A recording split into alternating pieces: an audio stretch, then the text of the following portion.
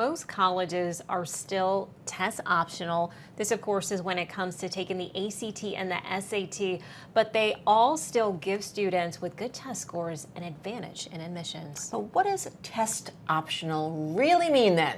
Joining us now to give us a little bit more insight into this, David Blowbaum, the Director of Outreach for the National Test Prep Association. So, make us smart. What does test optional really mean? It is really a nice feature for students to have that now they can apply to colleges and still get their application considered even if they don't have test scores.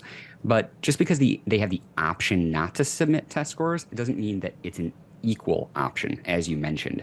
So 88% of schools, they're test optional. 4% of schools still require test scores. So together, that means that 92% of colleges still give students an advantage in admissions and in getting merit aid and scholarships if they submit good test scores. Basically, if you don't have some other hook to get in, the SAT or ACT scores have to be your hook to get in.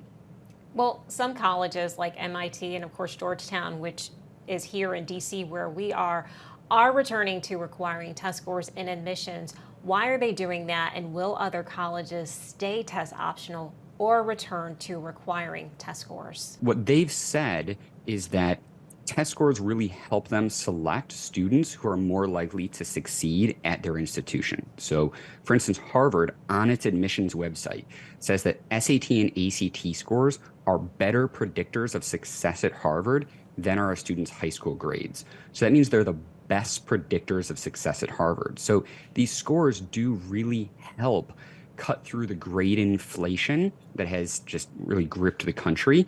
So that's why they help predict success.